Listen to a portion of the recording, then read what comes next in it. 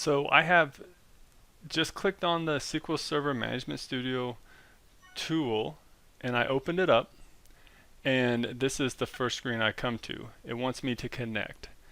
So SQL Server is a server and it wants me to connect to it, and the normal way you would connect is by typing in localhost, or you can just simply type a dot, which you see there, or SQL Server has something called named instances. So I have multiple SQL servers installed on my machine, and the one I'm going to connect to is called SQL 2016. There's lots of tutorials out there to show you how to get one of these connected up and installed. So I'm not going to go through that right now because I'm trying to teach you as much as I can in a little amount of time. So I'm just going to go ahead and connect up. When you do that in Management Studio, you'll end up with something called the Object Explorer. And so you can see up here that I am connected to my SQL server that is called SQL 2016. Then you see a tree of things going on here. We're only going to touch a few of them today. The main one I want to talk about is this databases. So if you expand that, there's some system databases. Those are automatically installed and they come with the installation. We don't need to do anything with those today. There's database snapshots, and that's a newer feature. Don't need to do anything with those today. And then you have all these other databases that I've already created. And we're going to create our own database today. So I'm just going to click on databases and I'm going to go new query. And so that opens up your query analyzer window right here, and we can start typing in something. The first thing we need to do is say create database. We got to give it a name. And so we're going to call this the customer database.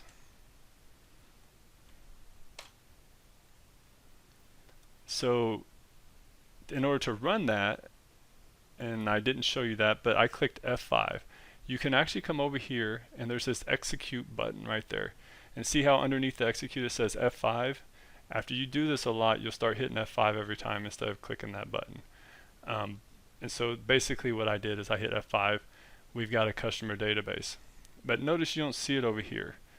And that's because this tree of folders has not refreshed. So I'm going to go to databases, right click, and go down to refresh. And now I have a customer database. So that was step one. Let's creating a database. The database holds all the tables. So now we need some tables to put data into. So I expanded the customer database, and there's a bunch of other folders in here. And what we want are tables. It comes with system tables, which we don't see any right now, file tables and external tables. What we want to do is create our own user tables. But before we do that, we need to make sure we're in the right spot. So we open this query window from just the databases folder, and there's this area right here that says master. Let me show you what that's connected to. If I go to system databases, it's connected to this database. We don't want to create a table in that database. So there's a couple of ways to change over to the customer database. And so one, we could just hit this drop down and you can see customers in there and we could switch to it. But there's also this other thing where you can say use and we can say customer. If I go over and run that, now look, it switched that over to the customer database. So now we're in the right spot. Let's create our table. So we're going to do what's called a create table statement. So we say create table and we're going to say customer. And so that will create a table. And within tables we have columns. So let's go ahead and put some parentheses in. And I'm just tabbing out so we can read it better. And if we're going to have a customer table, we're probably going to want a first name. And then we have to put in what type of data goes in that column. So in this case, I'm going to put in a varchar. And then how long should that column, how much is the maximum that we want to store? And I'll put in 50. So that means we'll have a first name column and it can have up to 50 characters. And we're going to want more than one column, so I'm going to put a comma, hit a carriage return. I'm going to do last name. and that's going to store characters also, not numbers but characters. So I'm going to put a varchar, and I'm going to put 50, and then let's store their age. Okay, and so age is going to be a number, and it's not a decimal number where we're going to have a decimal point and store digits. It's just going to be an integer, so I'm just going to type int. And so now I've got 3 columns, and so we can simply run that. And down here, so whenever you run something, I haven't said this yet, but there's a messages area at the bottom. This messages area tells you if it runs successfully, which in this case it says command completed successfully. So we know that the table was created. So let's look back over here to the left in our Object Explorer at the tables, and let me refresh that. We'll give it just a second here, see if it finds our table. And so there's our customer table. Now once we have a table, we can right click on that table and do a few things. And so one, we can edit, which we can put in, we can cheat basically and put in some extra data. And 2, we can select the top 1,000 rows. So if I do that, it's going to write a select statement for us. But notice down here in the results area, we don't have any data. So we have to put some data in. So I don't want to cheat. I want to teach you guys how to actually do an insert statement. So let's do that next. I'm going to keep this tab because I want to keep the scripts. And you can actually even, in here you can save the scripts. So I could do a file and save as, and save the scripts so I can bring them back up later. In this case, I'm just going to go back to my customer database, and I'm going to go up to this new query button, click that, and I've got a brand new query. And then I'm going to notice that the database context is customer. So now what I want to do is what's called the insert statement. So insert inside this table, if I click the plus, I can go down into columns, and I can see my column names. So I have first name, last name, age. So when I do an insert statement, there's multiple parts for it. So I say insert into, and that's how you start it. And we're going to say the table name. If I say customer, you can see that, well, that's actually the database. See how that says database right now? And that's not what we want. We already know we're in the customer database. And so really, we could say, if you notice over here it says dbo.customer, we can say dbo.customer. Now that should help us out, but inside of Management Studio has this thing called database cache, or what it does is it gives you the IntelliSense, and it needs to be refreshed. So let's go down into IntelliSense. So I'm going to edit IntelliSense, and it says refresh the local cache. And so I'm going to click that. Now when I go back and I type dbo dot, now it knows customers there. And that's because we created that table. It didn't know that it was there yet into that cache. So we say insert into, and then after that you want to say the columns you want to insert into. And you can type them. So I can say first name, and see how it finds that. If I hit the down arrow, then I hit the tab key, it'll finish that up for me. And I can say last name. I can go down arrow to select it, hit the tab key. You can also use your mouse if you want. And then I hit comma, or I can go over here and grab age and drag it on there. Now notice when I drug it on, it put brackets around the column. What brackets do is allow you to have like a space in the name of your column, and you put brackets around it and it would still work. In this case, I did not put a space in between like first name. If first name was like that, let me spread that out. If first name was like that, then we would have to put these little brackets around to make it actually work. But it's not like that. So let's go ahead and take that back to where it was. Okay. So we said insert into table, and we don't really need that DBL. I'm going to take that off to simplify it. And then we said the column names. Then there's this thing called values. So you just type the word values, and then we're going to put 2 more parentheses. And so for the first name, I'm going to put Joey. Now, whenever you put a string in, inside of SQL Server and most of the SQL languages, you'll want to put a tick. Some other SQL, not SQL Server, you may put a double quote. In this case, you put a tick. That signifies that I'm putting a string in there. So now, last name I'll put blue, comma, and then age I'll put 40. Notice I don't have to put a string in there for the age. Now, whenever you're working in SQL Server, you don't have to put this in, and you didn't used to be able to put it in, but nowadays it's good convention to go ahead and put a semicolon to end your statement. Let's run this. So I just executed it, and it says 1 row affected. So we should have 1 row in the table. So let's go back over here to the customer table and say select 1000 rows, and there we have somebody in there, me. Okay, so let's add a couple other people in there so we have more data. What I'm going to do is take this statement, I'm going to Control C, copy it. You can also right click and go to copy. I'm going to Control C. I'm going to copy it. I'm going to come down, Control V, Control V, Control V, Control V. I'm going to shrink this down a little bit so we can see more of these.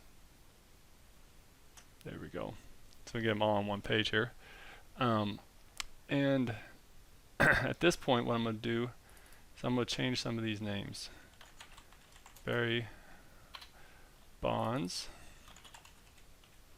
We'll make him 50. And then who else we want? Mike Schmidt. These are baseball players. Oops, I didn't do that right. Take that out. Put Schmidt here. And then what I'm going to do is actually, to speed this up, copy that, and I'm just going to put I'm going to put some numbers. Oops. Let me grab this again, and we'll just dummy some data up. So Mike Schmidt's going to be here multiple times. We're going to have him as 1, 2, 3, 4, 5. Okay, so notice how this insert kind of got cobbled into the same line. Now what I want to show you is you can either run the whole screen worth of stuff by just hitting execute, or you can highlight what you want to run and execute it by itself. So if I run that, it says 1 row affected. If I grab these two and I hit execute, now it shows 2 times, right? And I'll go ahead and scroll down and grab the rest of these and run them. And notice how I didn't put a new line on these. The semicolon says we're stopping the statement. So let's see if this runs. So it still runs. So the semicolon, it knows that we're starting a brand new statement.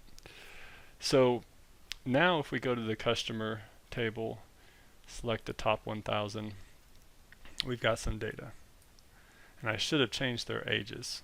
That would have helped. Okay, so let's go back to our agenda, make sure that I'm covering everything. So we had the quick introduction of SQL. We created a database and a table. We inserted some data. What we need to do now is select it back out. So we cheated and we used this, over here we right clicked and it created a select statement for us. Okay, but I want to not cheat and I want to start from scratch so you can learn it. So I'm going to go back to my customer database. I'm going to select a new query. We got a blank screen. So the basics of selecting data out is what's called the select statement. So you say select, and then you can say star. That basically means give me all the columns. Then you can put, I'm going to put a carriage return, you don't have to. You can say from, and then you say what table you want. And I'm going to say customer. Okay, that's it. Now all we have to do is execute it, and now we've got data. So let's take it a step further And instead of star, you can actually specify the columns. I can say first name, and notice how Management Studio finds that for you, comma, last name, comma, age. So I just selected all 3 columns. I'm going to hit F5 this time, and I've got the data out. So you can also not specify all of them, and we can say we don't care about age. We can run that, and we got just the first 2 columns. And what I want to do though is I want to put on what's called the where clause, because we're about to use that for an update statement. So I'm going to go ahead and grab age and run it. And I want to grab all of the mics. I want to grab, first of all, everything that starts with mic. So to do that, I'm going to put another carriage return, and I'm going to say where. And that's the where clause. The where is where you filter. And you can filter on any column that you have in there. We're going to filter on the first name. And so I type the column name, and I say equal to, and I say mic. Now again, mic is a string, not a column name, but it's a string, so we have to put ticks around it so that it knows it's a string. What if we don't? Let's try it without real quick. I'm going to hit F5, invalid column. It thinks mic is a column, but no, it's a string that we want to compare to. So let's go back here, hit F5 again, and now we have everybody whose first name starts with Mike. Okay, so next up, I want to just get the one that has Schmidt 1. So now I can use an AND operator. I can say and I can go after the last name. I can say equals Schmidt 1. So if I hit F5 and run this, I'm down to 1 row. Okay, and that's the basics of the where clause. And we can do some other really cool stuff, like we can say where last name like, and you know, with the like operator you can put in wildcards. So I can say Schmidt, and I can put in a %, and that's going to give me everything that starts with Schmidt and ends with anything else. So let's go ahead and run that. And notice how we picked up Schmidt without a 1 on it. Well, there's a secondary one that's an underscore. Let's see what happens with that. We lost that Schmidt down here. The underscore means it has to match some character, and then the % meant it didn't have to match anything.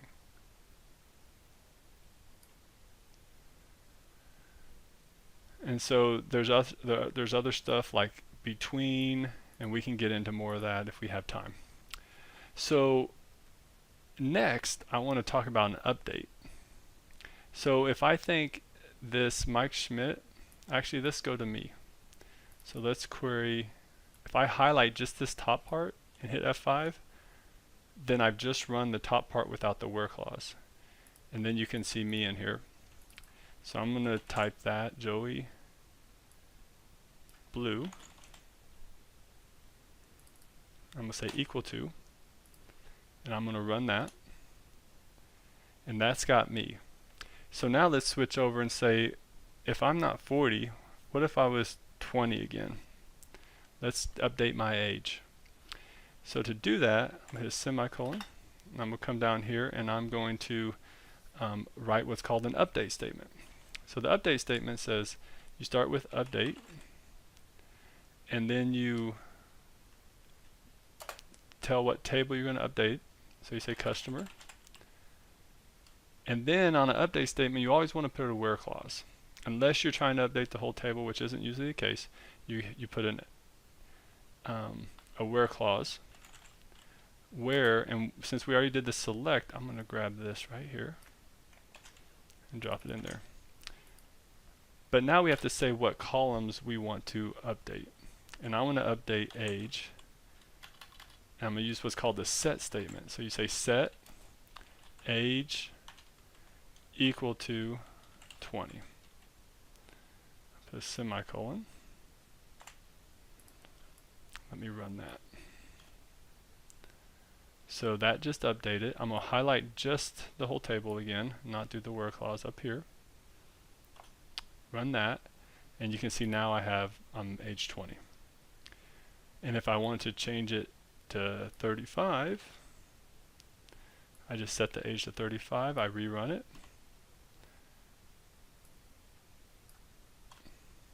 And my age is 35. Now what happens if I forget the where clause and I just do this? Yep, that's going to update the whole table. Let's do it. Update it 8 rows.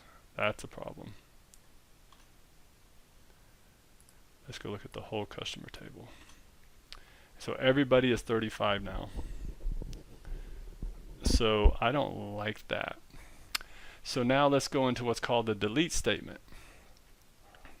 So we've got data here that's all jumbled up, and I just want to delete the whole thing. I'm going to start a brand new query, and I'm going to say delete, and I'm going to say customer. I'm going to forewarn you, the delete statement without a where clause is delete all the data in the table. So this can be very fatal if you do this on accident. So I'm going to do it. 8 rows were affected. Now that didn't delete the table. The table's still there. That deletes the data in the table. If you want to delete the whole table, you'd hit drop. You'd type drop, and that would drop the table. This deletes the data. So if I come back over to this one, notice how I'm going through my tabs now to go back between scripts, and I run just that script, there's no data in there. But luckily, I've still got my insert statement. I can come over here and I can update some ages too. Mike Schmidt's probably 60 now. And then let's go ahead and change some ages here. 61, 62, 63, 64, 65. Okay, so we gave him all kinds of ages. So let's rerun this. This time I'm not going to highlight anything, and I'm just going to execute it. And see how it went ahead and ran all those. Let's see if all those rows went in there. And those rows are in there. So that we're inserting, we're updating, we're deleting, all kinds of good stuff. And remember when we did the where clause where we said Mike and then we said like Schmidt? Well, I'm going to go do that again. And I want to use the underscore. I want to get all those that have numbers on them. And let's just delete those. How does that sound? So I'm going to copy that where clause. I'm going to my delete statement. Get rid of my semicolon. And I'm putting the where clause in there. So now I'm going to delete all customer records where the first name is Mike and the last name is like Schmidt, but it includes an extra character in there. So let's highlight that and let's execute it. That got rid of 5 rows. Let's see if it got rid of the rows we wanted it to get rid of. Boom. So now we're sitting there with the 3 rows that we should have had from the beginning. So now we've run the delete statement. So let's go back and check out our agenda, see how we're doing. We're almost 30 minutes in. And we've done the quick introduction, created a database, created the table, inserted, selected. We did a few where clauses. We updated the data. We deleted the data. Now we need to change and add some columns. So let's go do that. So in here we have first name, last name, and age. What else should we add to that table? I think we should add city. So before I add city, I do want to tell you something about comments.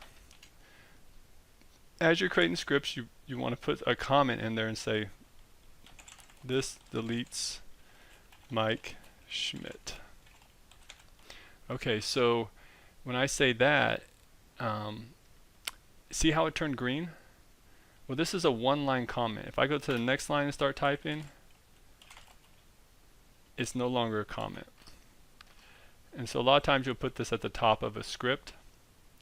But then you can also have multi-line comments where you put a slash and a star, and the comment remains until you end with a star and a slash. I do this around delete sometimes when I'm testing things, so that you can highlight in case I come over here and I just run something. So let me just run execute. It says command completed successfully, but nothing ran. Okay, to prove that, I want to go in here. I'm going to highlight all those and run them. Now we should have our Mike Schmitz back. And I'm going to come over here. I'm just going to hit F5. And it said completed successfully. And we still have our Schmitz. So I can't accidentally delete something, but I can still highlight it. Hit F5. 5 rows are deleted. And now we're back to no Mike Schmitz. So that's the commenting. So now let's go ahead and add our column. And we want to add city, so I'm going to do another new query. To add a column, you can say what's called alter table. And we can say customer. And then we can say add. And you tell the column you want to add. I'm going to say city. And city is just going to be another string of stuff. So I'm just going to say varchar 50. So if I hit F5, command completed successfully. So let's go back over here, execute our query. In this case, notice how I don't see city, but also notice how I specified the actual columns. Normally when I write queries, initially I just put a star. We'll go back here and do star, and there's our city. And notice how nothing's in it. We didn't insert data into it yet. So we can go ahead and we know how to do an update. So let's do an update to the city column. Notice how city isn't showing up in our IntelliSense. We can go back here to edit, IntelliSense, refresh local cache, and now when I type city in, it should show up. And so I just want to say city, and I want to put dot, and let's put New York. Okay, and I don't want to just do Joey Blue, so I'm going to take that off, and let's just update and see what happens. So if I come back here and select from customer, there you go. They're all New York now. If we just want to update one, we could easily go back. I'm going to hit Control Z. I use this a lot. That's an undo. There's also undos up here. And if I want to just update my city, Goddard, it updated one row. If we go back, now Goddard's updated. You can also, if we want to update Barry Bonds,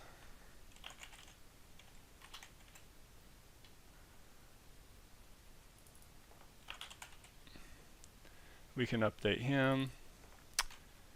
San Francisco. I know I'm not spelling that right.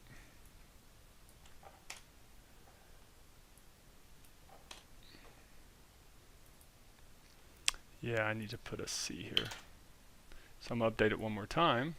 So here where I misspelled it, I'm updating the same record, setting city to San Francisco. I'm going to rerun the select, F5, and San Francisco. Okay, so now we have our customer table.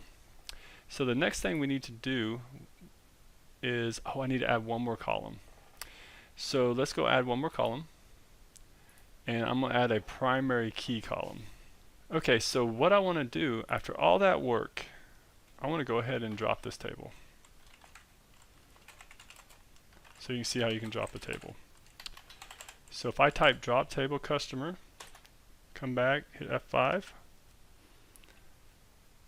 and then I try to select from that table, it's no longer there. So we have lost our table. So we've got all kinds of queries in here. And this is, if you name them, it kind of helps out. So let's start with the first one. We're going to create table. And this time I'm not just going to have age. I'm going to go ahead and put the city in. We know that's a varchar 50. And then I want to go ahead and put a customer ID, and I'm just going to call it ID. And it's going to be an integer, and I'm going to do a couple clauses here. I'm going to tell it it's the primary key. So the primary key means that that column by itself will uniquely identify a row. So if two people have the exact same first and last name and age, the ID will identify them. So that's going to be unique. And secondly, in SQL Server, you can say identity. It's an identity column, and you want it to start with 1 and increase by 1 every row.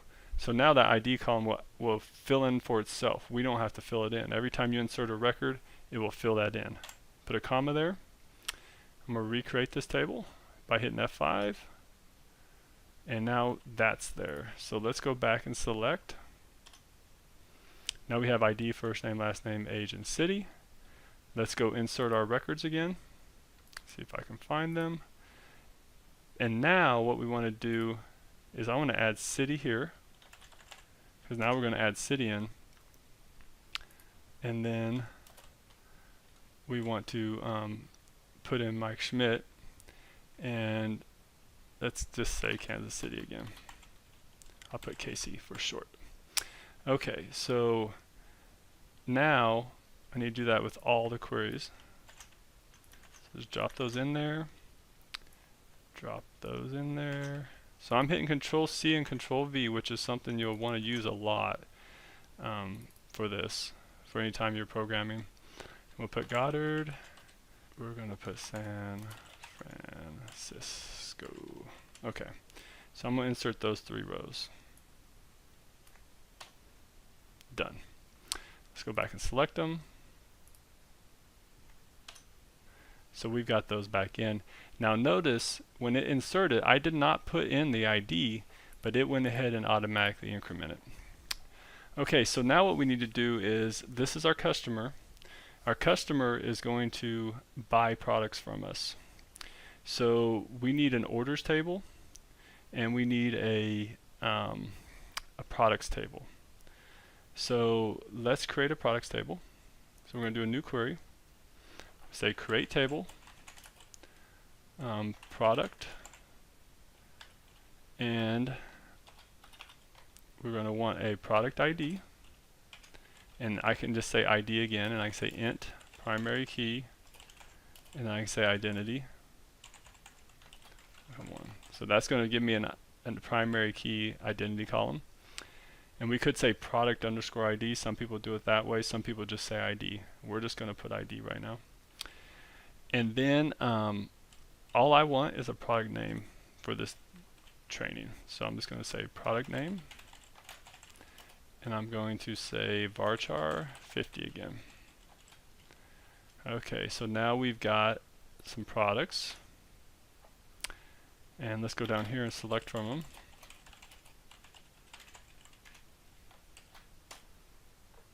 Okay, so now we need to insert into them.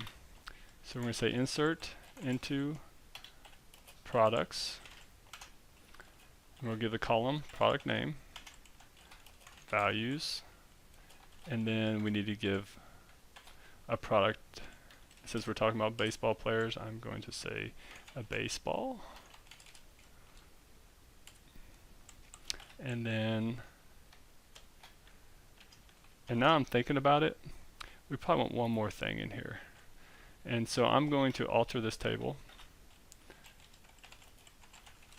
Products. And I'm going to say add price. We may want a price on it. And in this case, the price is going to have decimals in it. So it can't just be an integer.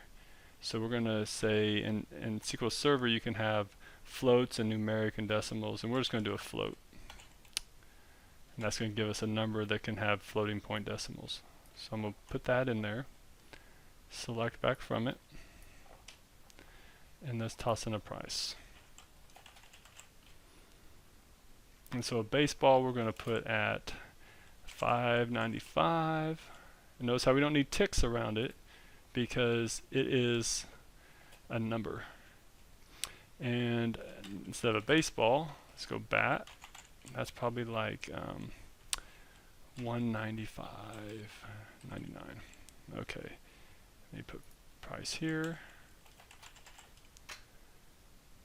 And so let's go ahead and insert both of those rows, highlight them in F5. Let's select back from the products table.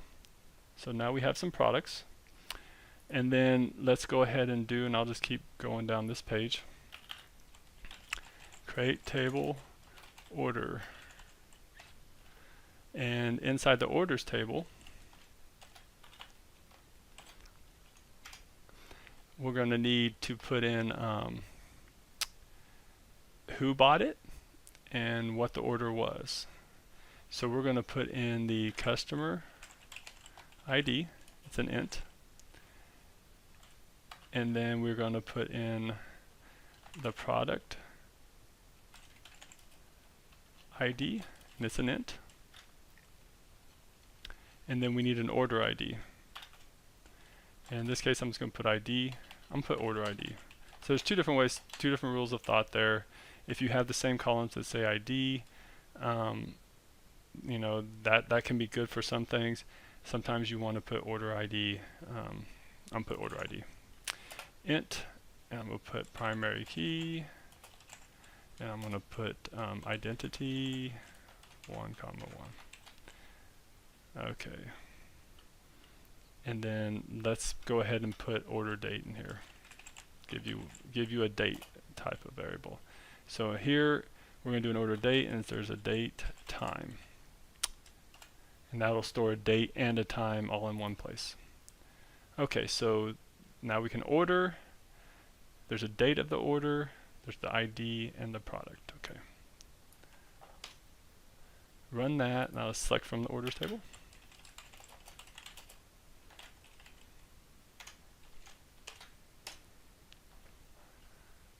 Okay, so we got the table. Now we need to insert some data into the table.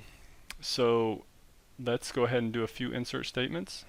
Before we can do that though, we've got to select some data out and figure out what data. This is where when you write your interfaces, your web interface or your programs, they'll do all these inserts. We need to see what IDs to put in there. So I want to select from all of our tables, select star from products, and select star from customers.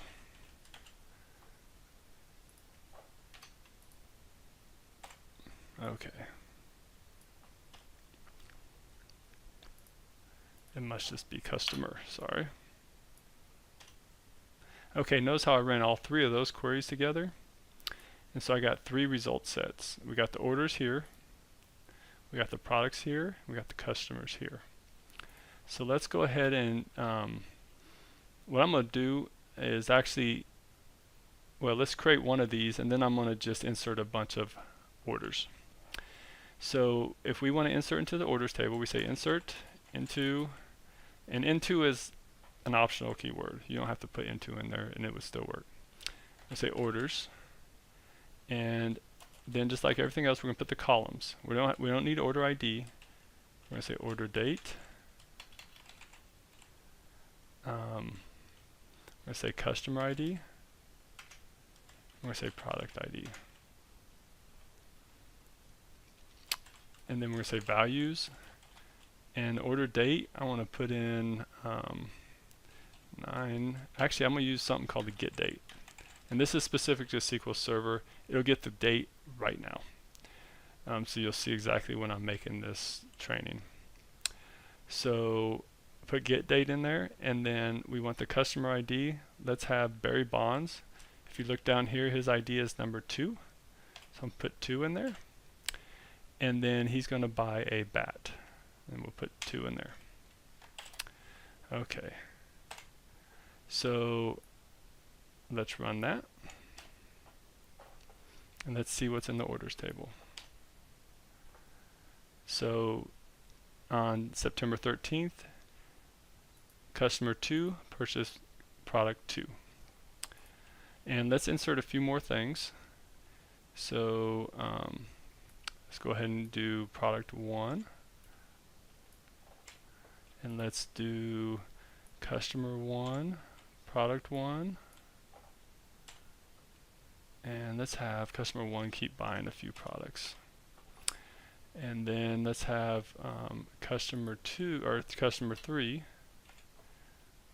And the reason I'm just remembering what these customers are here. So let's pull these back so you can see we've got a whole bunch of orders now. And let's see customer 3. Let's have Mike Schmidt buy some bats. So he's going to buy some bats. So I'm going to put a bat is ID 2. Remember product ID 2 here. Okay, so let's buy some bats. He's going to buy a bunch of bats. So I'm just hitting F5 a bunch of times. Okay, so now we have some orders. So we have order IDs. And the way we design this may not be the best because one order can only have one product to purchase. So not the best. So there's other ways to design this and basically have one order with multiple lines. But we don't want to make it overcomplicated. So right now we're just leaving it like this. So you can see we've got 20 orders now. So that's great. So how would you see what it is? Because this table by itself, it's very hard to see, well, who bought it and what did they buy and what was the total amount, right? So that moves us into the next step where we've got primary keys on the tables. What we need to do is we've created more tables. A primary key is an index. Let's talk about indexes for just a second. We don't need one here, but if you wanted to, if you end up having 1 million customers in this table, it could get slow to query. And if everybody always queries off a last name, you can create an index on the last name, and it would give you better speed if you're doing a where clause against the last name. In this case, we only have 3, so there's no need. So let's go back here. The foreign keys, we do need to create those. We need to make sure when somebody creates an order that there's actually a customer and a product for it. So let me show you what I mean by that. So if we create an order, and if I put customer 4 in here, well, if you remember, there is no customer 4. There's only 3 customers. So what if I put customer 4 and insert it in here? Well, it went in just fine right now. But that is an invalid customer. There is no customer 4, so this is bad.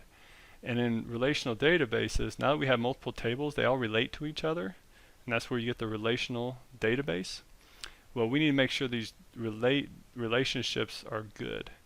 And to do that, we have to put foreign keys on them.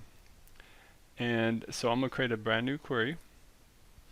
And what we need to do is alter our orders table. So we're going to say alter table orders.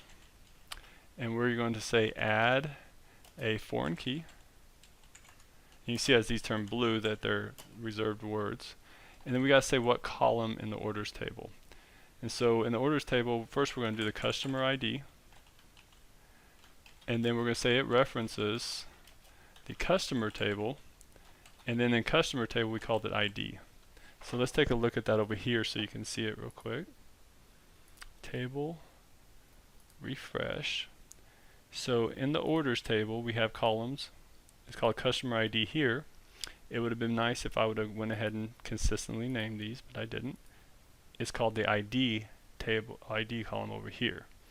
So that's where we need to get these synced up. So we have the customer ID from the orders table, references the customers table, and we want the ID column.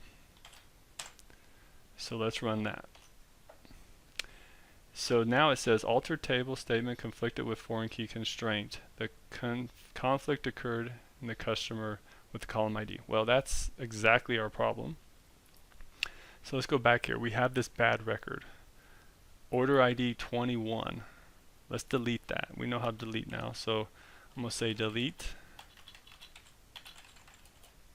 the orders table, but I don't want to delete the whole thing, where order ID equals 21. So let's go ahead and run that. So now when we look at the order table. That record's gone. We come back here, rerun this, and now it completed. So you can't have bad data when you run it, so it's good to actually just create these foreign keys as you create the tables. So you need to know your structure beforehand. We're kind of creating as we go, and so that's causing this. So let's make a copy of this. We need one more. We're going to alter the table, orders table, and I want to grab the product ID, make sure the product relationship is good. So I'm going to go to the product table, and it's called ID there.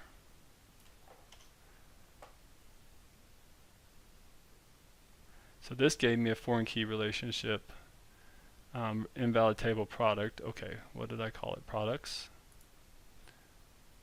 Products. Okay. There we go. Let's do that again. Okay, so we got it in there. So now we got our two foreign keys. Now what's cool, let's go back up here and refresh our tables. And let's take a quick look at the orders table. And let's go to the keys.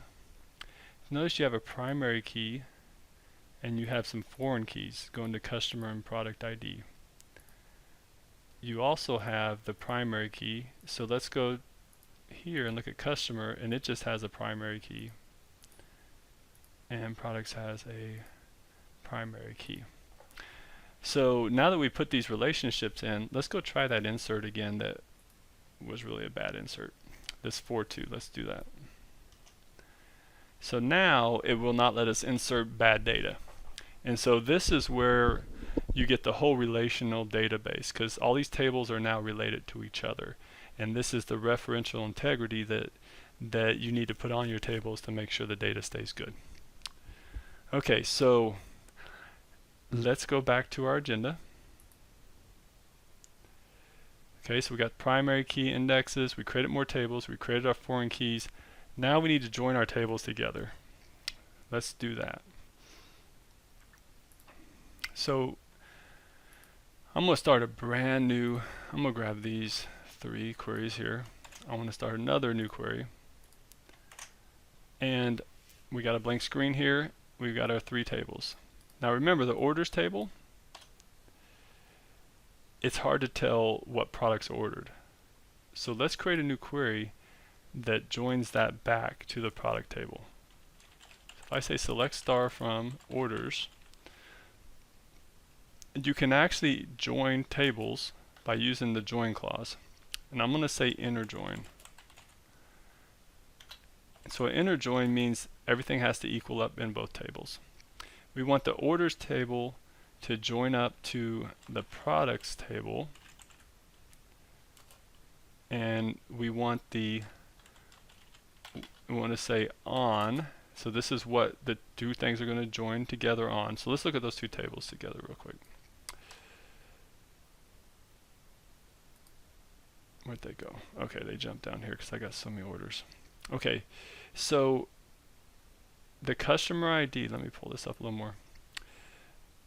In the order table, we have a product ID. Wherever we see a 1, we want to join over to the product table and get that record 1. We want the name and the price to come out. That's what we want to show up. So what we're going to do is we join on this product ID column to the ID in the product table. So let's do that. So we're going to say we're orders, or we're going to say on orders dot, and we're going to say the column name.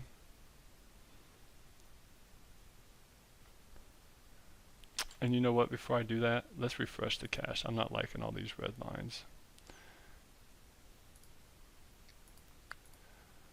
Okay. So now it'll give me some help. Okay, so we're going to say orders dot product ID equals to the products dot ID. So now in this language, in SQL Server, when you do this star, it's going to grab all the columns from both tables. So let's do that. So now you can see we've got the product name and the price and the order date. So we really don't need product ID anymore, and we'll get rid of that in just a second. I want to show you another thing called aliasing. We can call the orders table, we say as O, And now we can reference, everywhere we said orders, we can just reference O. It shortens up your syntax. For the products table, we can say as P, and then we can reference just P everywhere. And that's the exact same query that you just wrote. And to further simplify it, as is a optional word, so I can actually get rid of it. So let me get rid of that.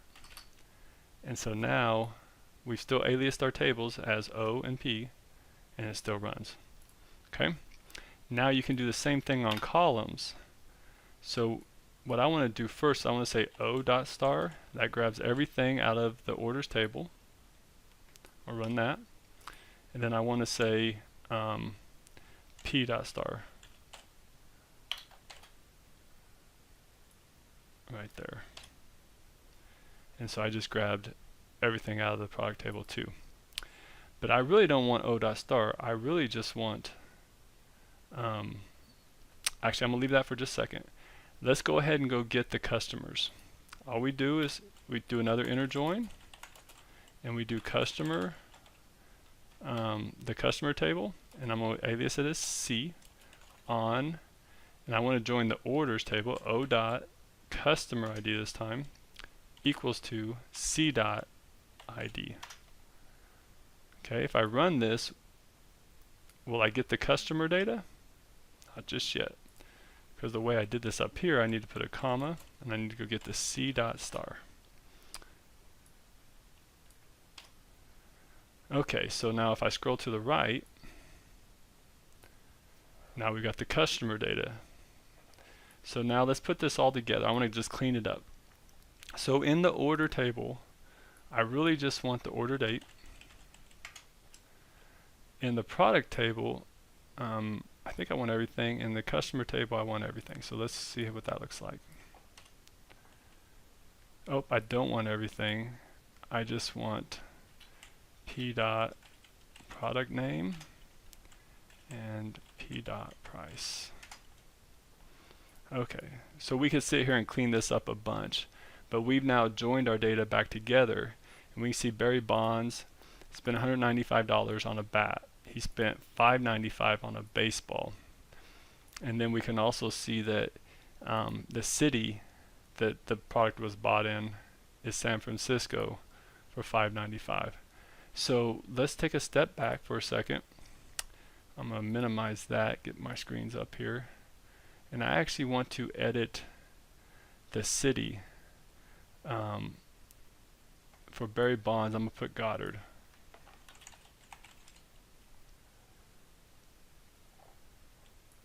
Okay, so we're updating that customer. Now, let's go back here and look at what happens to our order. So Barry Bonds did have a city of San Francisco. Now it has a city of Goddard. So we can see that the city changed as soon as the person changed. You may or may not want that, and you have to design your databases differently, and that gets into database architecture. But that's just something I wanted you to see. So the final things that we need to talk about are functions and group bys. And we're going to do that right now. Because we have this all summed up, what I want to do is I want to just look at the total money spent so far. So I'm going to get rid of this, and I'm just going to grab that price column, and I want to sum it. So I'm going to type sum right there, highlight it, F5. $2,779.56 has now been spent through the order system. And you can do that with the sum. Now notice how there's no column name there. The same way I alias those tables, I can say as total. I can alias the column. So if I rerun this, now it says total there. And again, as is a optional word. So you can just put a space in total, and it still works. Now what if I want to do this by customer? So I just summed the whole table. If I want to do it by customer, I've got to put a customer field there. So I'm going to put a comma, I'm going to go back a space, and I'm going to put my customer is C dot and I'll just do it by last name. Okay, which this isn't exactly right. You probably want to do it by ID because people could have the same last names. But for this case, we're going to do that. If I run this, it's not quite going to work. As soon as I put this in here and I tried to run a sum, it wants to group it up. It wants to know how we want to group it. So there's another clause called group by, and you put the same thing up here that you had the last name. So we're going to group by last name, we're going to sum up the price. And so now we know that Joey Blue spent $29, Barry Bond spent $201, Mike Schmidt spent $2,500. Okay? We could also get the total instead of by name. We could also go by name and the product they bought. So we do p dot product name. And that's not going to run because we need to group a little more. So let me come in here and put the grouping down here. So we're going to group by last name and product name. Highlight that. So now we know that Joey Blue spent $29 on baseballs. Bonds bought baseball and bats. And then Schmidt bought just bats. Okay? And so we've grouped by, we summed. We could also put an average. So let's take product name back off. And let's do location. So C dot city. Okay, because we know that we had me and Barry Bonds in Goddard right now. So we've got two cities. And then and we have the sum. I want to go ahead and put in one more thing. I want to put an average. And on average price. Okay, in this case I don't have to put any more group bys because I'm just putting another aggregate. Okay, not a column that I'm grouping by, but an aggregate. So let's go in here. And you can see that the total, the average for the Goddard area per order was $33. The average for the Kansas City, which we know is Mike Schmidt, is $195 because all he bought was bats. So the average is going to be the exact same as what bat price is. So let's look at our agenda, make sure that we covered everything. We did a quick introduction of SQL, create a database and tables, insert it, select it from the table, did some where clauses, did some updates, some deletes. We changed the table, we even dropped the table. We added primary keys, we talked about indexes, we created more tables, made relationships with foreign keys, we joined with those relationships, and then we ultimately summed and averaged and grouped by. So I think we got through everything. That's as much as I can cram into here. I actually have another training that's on Udemy that usually goes for about $10. That's about 10 hours worth of this. So if I went too fast in this, you can always go out there for about $10. You can see 10 hours of listen to 10 hours of me talking basically and doing the same stuff, but getting in deeper, slowing down a little bit, and trying to get a little more in depth in some of this stuff. So hopefully this is helpful. Let me know with any comments you have. I hope that I covered everything you need to get started. Other than that, you can look at, once you've gone through this and done some of this yourself, you can look at my other videos. I go into a little more depth in some other features, some of the functions and different things like that. So anyways, let me know, leave some comments. We'll talk to you later.